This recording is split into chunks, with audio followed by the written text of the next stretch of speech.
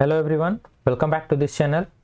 आज नाउन जो चैप्टर पढ़े थे उसका जो पार्ट 1 हम लोगों ने सॉल्व करा था। पार्ट 1 जिसमें कि हम नाउन चैप्टर से रिलेटेड सारे क्वेश्चंस, इंपॉर्टेंट क्वेश्चंस जो कि एग्जाम के लिए काफ़ी नेसेसरी है, काफ़ी इंपॉर्टेंट है, तो उसे हम स्पॉटिंग एरर के माध्यम से सॉल्व करने की कोशिश कर रहे थे। तो जिसमें हम टोटल 15 क्वेश्चंस कर लिए थे पार्ट 1 में। यह पार्ट 2 है, इसमें अगला 15 क्वेश्चन और काफ़ी इंपॉर्टेंट क्वेश्चन जो है इसमें सॉल्व करेंगे। तो यदि आप इस चैनल पर नए हैं तो चैनल को जरूर सब्सक्राइब कर लें और शुरू करते हैं आज के पार्ट 2। तो 16 नंबर क्वेश्चन है, क्योंकि हम लोगों ने 15 नंबर क्वेश्चन पार्ट 1 में कर लिया था। तो आप पार्ट 1 अब तक नहीं देखे हैं तो जाके पार्ट 1 देख सकते हैं। 16 नंबर क्वेश्चन है, whenever he goes to Mumbai, he stays in 5 stars hotels. D no error. ये 4 भाग में पार्ट बटा हुआ है, ए बी सी और डी। इन चारों भाग में जो है एक पार्ट में एरर है और उसी पार्ट को आपको बताना है कि कहाँ पे इसमें एरर है। ठीक, तो क्वेश्चन को फिर से पढ़ने की कोशिश करते हैं। ए, whenever he goes to Mumbai, यानी कि जब भी वह मुंबई जाता है। ठीक, बिल्कुल करेक्ट है। ही स्टेज यानी कि वह ठहरता है, स्टे यानी कि ठहरना होता है और ही के साथ थर्ड फॉर्म का यूज किया गया है, फिफ्थ फॉर्म का यूज किया गया है, सॉरी। तो ही स्टेज इन सी 5 स्टार्स होटल। तो आप जानते हैं कि यह चैप्टर जो है वो नाउन से रिलेटेड है, तो इसमें जो भी एरर होगा वो आपको सिर्फ और सिर्फ नाउन में ही देखने को मिलेगा। यहाँ पे देखिए जो लिखा गया है 5 स्टार्स होटल्स। आप जानते हैं कि इसमें मुख्य नाउन कौन सा है, तो मुख्य नाउन जो है वो होटल है, ना कि 5 स्टार। ठीक, 5 स्टार तो उसकी विशेषता बतला रहा है। और ये जो हाइफंड नाउन होते हैं इसमें कभी भी हम एस या ई एस का यूज नहीं करते हैं। तो यह बिल्कुल करेक्ट होगा जब यह होगा 5 स्टार होटल। इस प्रकार से यह 5 स्टार होटल्स, हम होटल में एस या ई एस का यूज कर सकते हैं लेकिन 5 स्टार में नहीं, क्योंकि यह इसकी विशेषता बतला रहा है। और मुख्य नाउन यानी कि यहाँ पे हम ध्यान देंगे जो भी मुख्य नाउन होगा, मेन नाउन, उसी में हम एस या ई एस का यूज करेंगे। तो इस प्रकार से पार्ट सी इसका करेक्ट आंसर होगा। बढ़ते हैं अगले क्वेश्चन की तरफ। नेक्स्ट क्वेश्चन है 17 number, the company has ordered some new equipments, no error.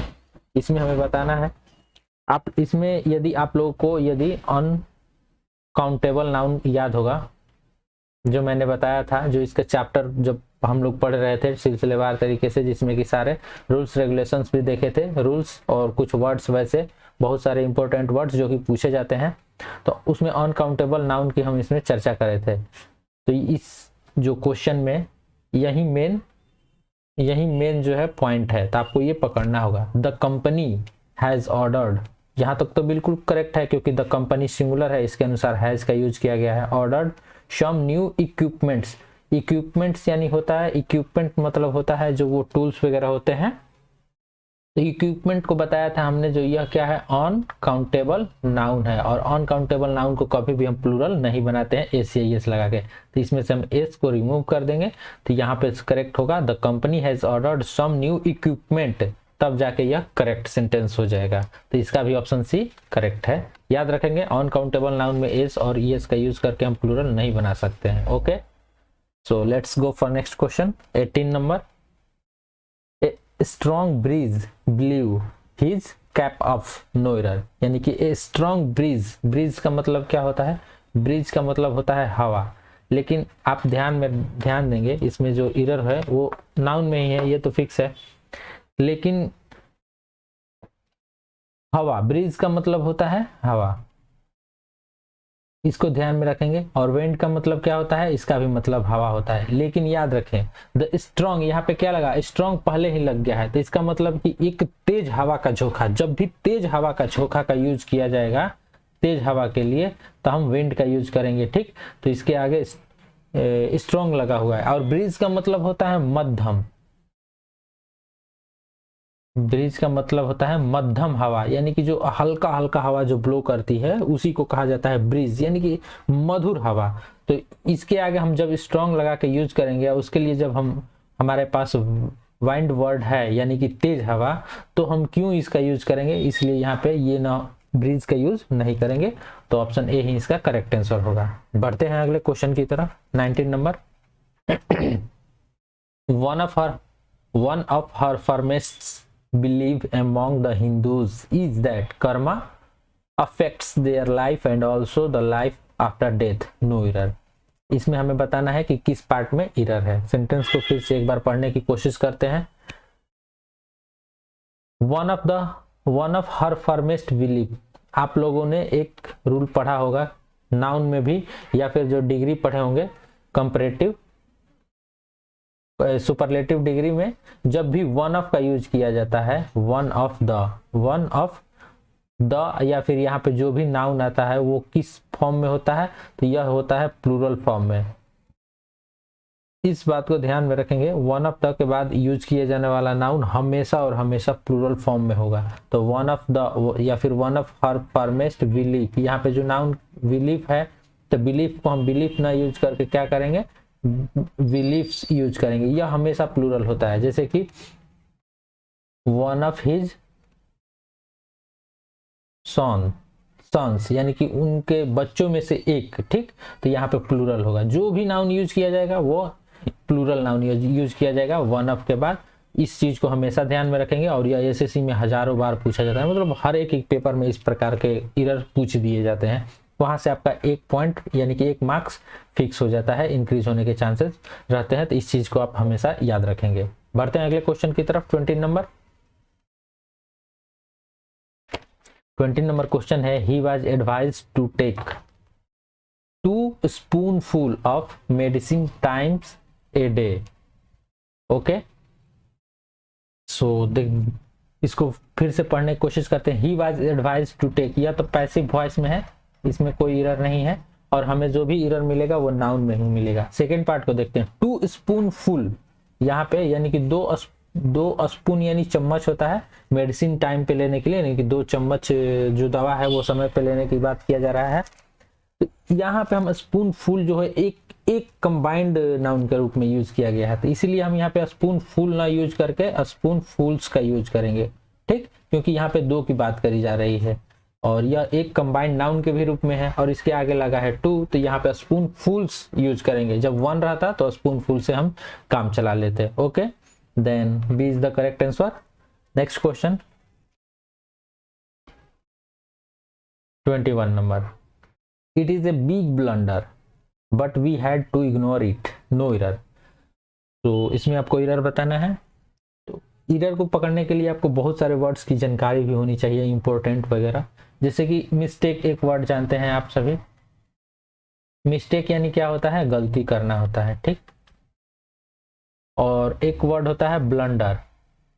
Blunder यानी क्या होता है, बहुत बड़ी गलती, बहुत बड़ी गलती।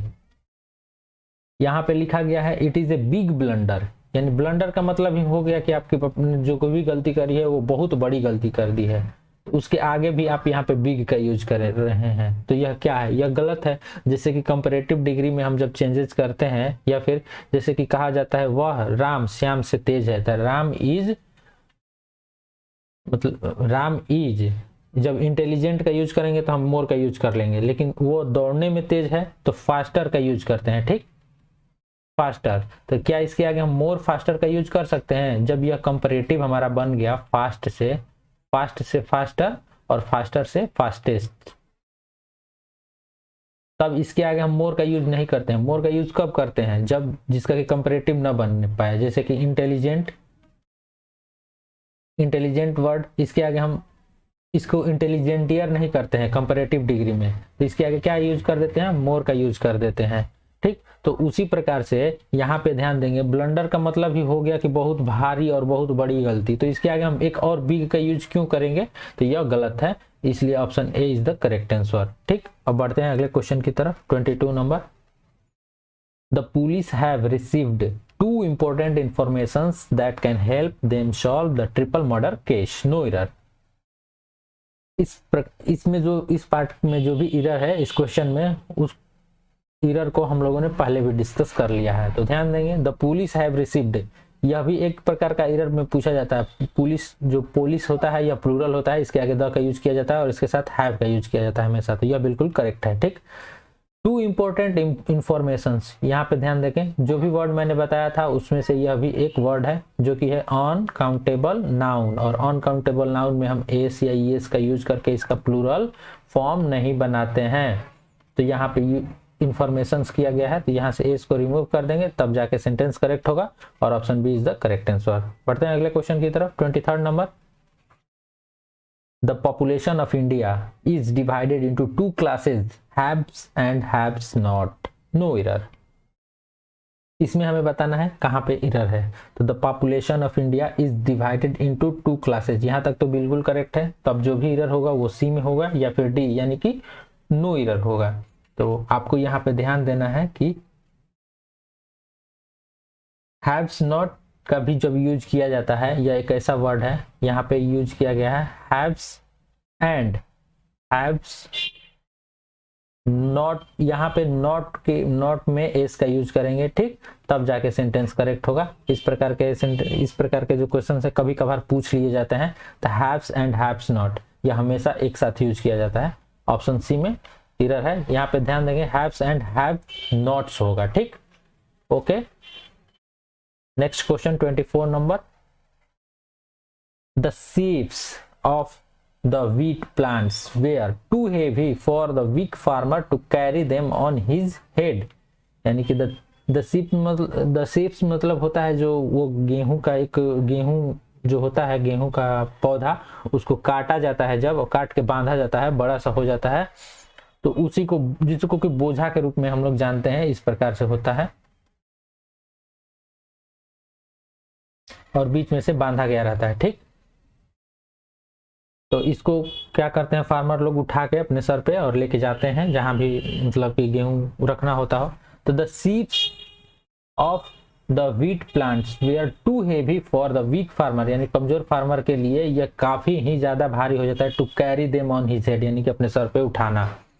लेकिन यहाँ पे ध्यान रख देंगे, यही वर्ड पार्ट ए में जो यूज किया गया है सीड्स, ठीक, तो इसमें एस का यूज किया गया है और इसी पार्ट में एरर है, क्योंकि इसका प्लूरल फॉर्म आपने जब भी देखा है, जब एफ लास्ट में रहता है, सीफ होता है जनरली या सीफ, तो इसका एफ अंत में होता है, तो इसका प्लूरल फॉर्म बनाया जाता है VES करके, ठीक। तो इसका जो प्लूरल फॉर्म में ही एरर है, तो ऑप्शन ए करेक्ट है। जैसे कि वाइफ होता है, वाइफ यानी कि पत्नी, इसका प्लूरल बनाने के लिए क्या किया जाता है, वाइफ्स का यूज किया जाता है, VES का यूज कर दिया जाता है। नाइफ है, बहुत सारे वर्ड्स हैं जिसके अंदर लीफ है, बहुत सारे वर्ड्स हैं जिसको कि जब हम एफ रहता है तो उसको प्लूरल फॉर्म बनाने के लिए VES का यूज करते हैं, okay. Let's go for next question 25 number question is, all his sister in laws are extremely cooperative and she doesn't miss her real sisters at all. At all एक negative word है, इसका मतलब होता है तनिक भी। यहाँ पे ध्यान देखें, पार्ट 1 में all his sister in laws, यहाँ पे ध्यान देंगे, और इसको भी मैंने बहुत बार बताया है, यह तो नाउन है, सिस्टर इन लॉ। अब इसमें बताएं सबसे पहले कि मेन नाउन कौन सा है, मेन जो नाउन का वर्क कर रहा है वो कौन है, तो वो है सिस्टर यानी कि बहन, ठीक। और प्लूरल फॉर्म बनाने के लिए क्या हम इसके साथ एस लगा देंगे, नहीं, जब भी एस का यूज करेंगे इसी के साथ यूज करेंगे, सिस्टर के साथ, सिस्टर इन लॉ हुआ या फिर ब्रदर इन लॉ हुआ, ठीक, या फिर जो भी वर्ड का यूज किया जाता है तो उसके मेन नाउन में ही एस या एस का यूज करते हैं, ठीक। Option A is the correct answer. 26 number question, envy strikes a woman when she sees her husband talking to another, यानी कि एक औरत को ईर्ष्या होती है when he sees her husband, अपने हस्बैंड को देखकर जो कि एक दूसरी औरत के साथ बात करने लगता है, इसका मतलब ये हुआ। तो यहाँ पे हमें एरर बताना है, तो मतलब औरत वो क्या फील करती है, वो औरत अंदर से ईर्ष्या फील करती है, तो इनवी का मतलब भी वही होता है, लेकिन जब दो वर्ड का यूज किया जाता है, एक जेलस वर्ड का यूज किया जाता है और एक इनवी वर्ड का यूज किया जाता है। तो जेलेसी वर्ड का यूज कब हम करते हैं, जबकि वह हमारा हो और जो खुद का हो, खुद की चीज से जब कोई दूसरा लगाव करने लगता है तो हम जेलस यानी कि ईर्ष्या का यूज करते हैं। और इनवी जो हमारा है ही नहीं, तो इसलिए जो हस्बैंड उसका है उस औरत का, वो तो उसी का होगा, तो इसीलिए हम यहाँ पे इनवी का यूज नहीं करेंगे, जेलस का वर्ड का यूज करेंगे। Okay, option A is the correct answer. बढ़ते हैं अगले क्वेश्चन की तरफ। 27 number, 2 summons have been issued by the court but he has not yet appeared before the court. D, इस क्वेश्चन में भी हमें एरर बताना है। ओके, तो ध्यान देंगे, 2 summons, समन्स का मतलब क्या होता है?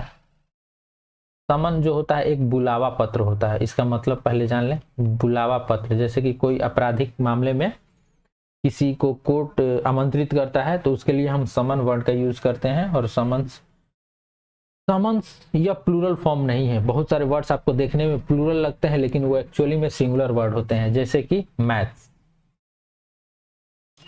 और जिस वर्ड के अंत में जैसे न्यूज हो गया है, ठीक, एस लग गया तो मतलब ऐसा फील आता है कि यह प्लूरल हो सकता है। उसी प्रकार से यह जो है समन्स, वो क्या है, वो काउंटेबल नाउन है, काउंटेबल नाउन। तो इसको हम प्लूरल बनाने के लिए समन्स करते हैं। ठीक, एस का यूज करेंगे इसके बाद। जो देखने में ये प्लूरल लग रहा था लेकिन हम इसको अब प्लूरल बनाएंगे, तब जाके हैव बीन यानी कि प्लूरल फॉर्म का यूज किया जाएगा। और टू लगा है यानी कि प्लूरल होगा ही, तो option A is the correct answer. 2 summonses have been issued by the court but he has not yet appeared before the court. Okay, next question is 28 number. The Vidyas have been living here for about a decade. Okay, तो विद्याज का use किया गया है यहाँ पे। सबसे पहले plural form को देखें, जो हैव बीन का यूज किसके लिए किया जाता है? प्लूरल फॉर्म का यूज किया जाता है। ठीक, और यहाँ पे जो स्ट्रॉफी एस का यूज कर दिया गया है, तो ये तो गलत है। स्ट्रॉफी एस का यूज कहाँ किया जाता है? का अर्थ दिखाने के लिए, जैसे कि राम का पेन, तो राम्स पेन, जैसे राम का कलम, तो इसके लिए यूज क्या करते हैं? राम्स पेन। ओके, यहाँ पे स्ट्रॉफी एस का मतलब ये होता है, तो इसलिए स्ट्रॉफी एस को हटा देंगे, वैद्याज कर देंगे। ठीक, वैद्याज, यहाँ स्ट्रॉफी एस को रिमूव करके वैद्याज यूज करेंगे। द वैद्याज have been living here for a decade. Okay, next question, 29 number. You are among those men who earned name and fame not by chance but by hard work. यानी कि तुम उनमें से एक व्यक्ति हो जिसने कि who earned यानी कि नाम और प्रसिद्धि दोनों कमाया है, not by chance यानी कि गलती से नहीं, मैंने by chance नहीं, अचानक से नहीं, बट बाई हार्ड वर्क यानी कि कड़ी मेहनत करके। ओके, सो हमें एरर बताना है। यू आर अमॉन्ग दोज, या क्या है, दोज किसके लिए आया है? प्लूरल के लिए आया है, और यहाँ पे मैन का यूज किया गया है। यू यानी कि बहुत सारे व्यक्तियों में से आप एक हो। ओके, तो यहाँ पे मैन जो होगा प्लूरल होगा, मेन होगा, न कि मैन का यूज करेंगे, मेन का यूज करेंगे। You are among those men, यानी कि जैसे कि बहुत सारे सेब रखे हो, उनमें से एक सड़ा हो, तो कहा जाएगा ना this is among these apples. Okay, so option B is the correct answer. यानी कि बहुत सारे लोग हैं, बहुत सारे लोग जो हैं, मान लीजिए कि फेमस है, नाम कमाए, उनमें से एक की बात किया जाए, तो जब बहुत सारे के लिए हम क्या करेंगे? मेन का यूज करेंगे ना, मैन का नहीं। ओके, नेक्स्ट क्वेश्चन 30 नंबर और आज का लास्ट क्वेश्चन है। Children are playing and making mischiefs as their holidays have started. No error, इसमें हमें एरर बताना है, किस पार्ट में एरर है। तो children are playing and making mischief, यहाँ पे ध्यान देंगे इस वर्ड को। मिसचीफ का मतलब होता, मिसचीफ जो यह क्या है? मिसचीफ जो है वो अनकाउंटेबल नाउन है। जब भी नाउन से एरर पूछा जाता है, मोस्टली जो है अनकाउंटेबल नाउन में एसीएस ऐसे लगा करके पूछ दिया जाता है, तो इसका प्लूरल फॉर्म नहीं बन सकता है। जब भी अनकाउंटेबल नाउन होगा इसका प्लूरल फॉर्म नहीं बनेगा, तो यहाँ से एस को रिमूव करेंगे, एस लगा के जो प्लूरल फॉर्म बनाया गया है, और करेक्ट हो जाएगा। ध्यान देंगे, अनकाउंटेबल नाउन के साथ कभी भी एस या ईएस का यूज नहीं करा जाता है, प्लूरल फॉर्म इसका बनाया ही नहीं जाता है। ओके, तो यहाँ पे आपको ये वीडियो कैसा लगा? आपको ये सेशन जो जिसका कि पार्ट 1 नाउन का, इसके बाद हम प्रोनाउन पढ़ने वाले हैं और प्रोनाउन से भी रिलेटेड क्वेश्चन को सॉल्व करेंगे। आपको ये अच्छा लगता है तो चैनल को सब्सक्राइब करें, सब्सक्राइब जरूर करें, सब्सक्राइबर्स बढ़ें, और टेलीग्राम चैनल ज्वाइन कर ले। पीडीएफ डाउनलोड करने के लिए लिंक डिस्क्रिप्शन बॉक्स में है। एडिटोरियल वोकैब्स, जहां पे कि डेली द हिंदू के एडिटोरियल आपको एडिटोरियल के वोकैबुलरी आपको पीडीएफ के फॉर्मेट में अवेलेबल करा दिए जाते हैं। So thanks, see you again in next video.